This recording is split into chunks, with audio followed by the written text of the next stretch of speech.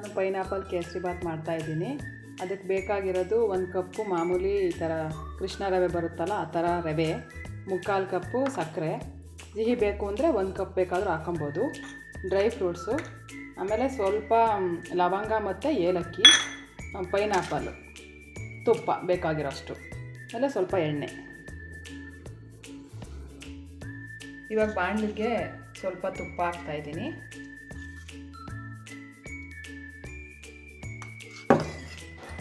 ಈ ತುಪ್ಪ ಬಿಸಿ ಆದಮೇಲೆ ಡ್ರೈ ಫ್ರೂಟ್ಸ್ನ ಹಾಕ್ತಾಯಿದ್ದೀನಿ.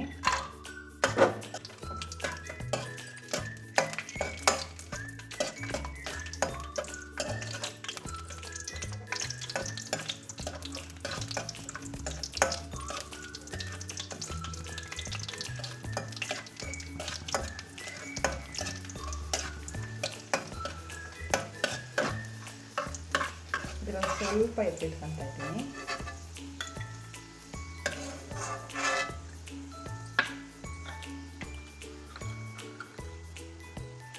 ಲವಂಗ ಹಾಕ್ತಿದ್ದೀನಿ. ಇದೇ ಬಾಣಲೆಯಲ್ಲಿ ರವೆ ಹಾಕ್ತಾಯಿದ್ದೀನಿ.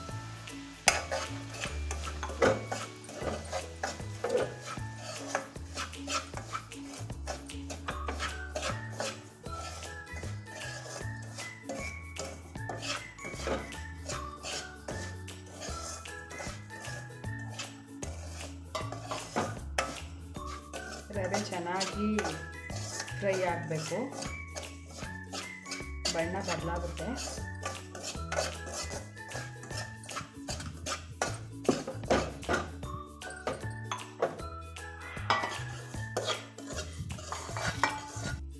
ರವೆ ಎಲ್ಲ ಇದನ್ನು ಫ್ರೈ ಆಗಿರೋದನ್ನ ತೆಗೆದು ಅದೇ ಬಾಣಲೆಯಲ್ಲಿ ಸ್ವಲ್ಪ ಎಣ್ಣೆ ಹಾಕ್ತಾಯಿದ್ದೀನಿ.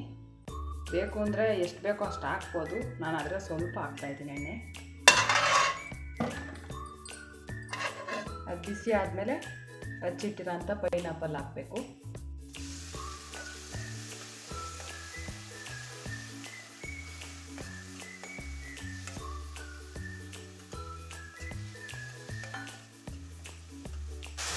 ಈ ಪೈನಾಪಲ್ ಚೆನ್ನಾಗಿ ಸಾಫ್ಟ್ ಆಗೋವರೆಗೂ ಸಣ್ಣ ಉರಿಲಿ ಬೇಯಿಸ್ಕೊಬೇಕು. ಈ ರೀತಿ ಫ್ರೈ ಆಗುತ್ತೆ.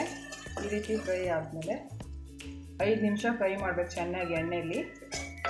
ನಂತರ 2 ಕಪ್ ನೀರು ಹಾಕ್ತಾಯಿದ್ದೀನಿ. ಯಾವ ಲೋಟದಲ್ಲಿ ರವೆ ಅಳತೆ ಮಾಡಿರ್ತೀವೋ ಅದೇ ಲೋಟದಲ್ಲಿ 2 ಕಪ್ ನೀರು ಹಾಕಬೇಕು.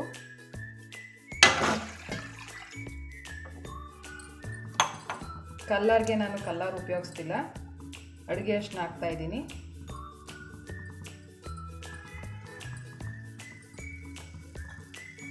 ಸ್ವಲ್ಪ ಏಲಕ್ಕಿ ಪುಡಿ ಸೇರಿಸ್ತಾ ಇದ್ದೀನಿ.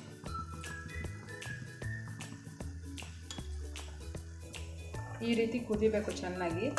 ಕುದಿಬೇಕಾದ್ರೆ ಫ್ಲೇಮ್ನ ಲೋ ಮಾಡ್ಕೊಂಡು ರವೆ ಹಾಕಬೇಕು. ಇದನ್ನು ನೀಟಾಗಿ ಚೆನ್ನಾಗಿ ಗಂಟಿಲ್ದಿರೋ ಥರ ಮಿಕ್ಸ್ ಮಾಡ್ಕೊಬೇಕು.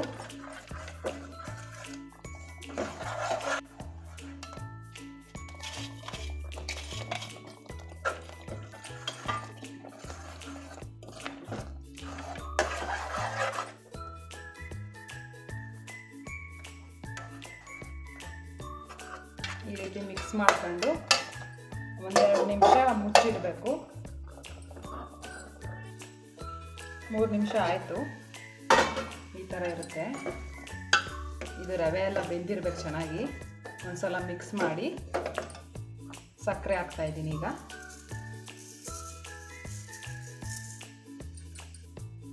ಸಕ್ಕರೆ ಹಾಕಿದ್ಮೇಲೆ ಚೆನ್ನಾಗಿ ಮಿಕ್ಸ್ ಮಾಡಬೇಕು. ಫ್ಲೇಮ್ ಲೋಲೇ ಇರಲಿ.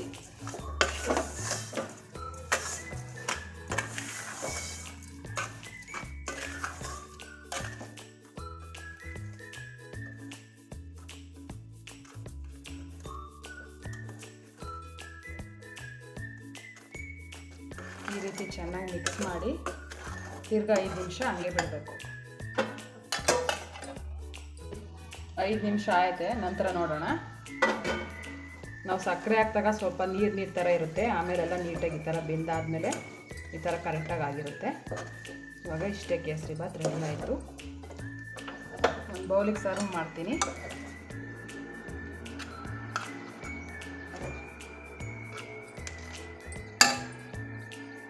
ಇವಾಗ ನೋಡಿ ರುಚಿಯಾದ ಕೇಸರಿ ಬಾತ್ ರೆಡಿಯಾಗಿದೆ.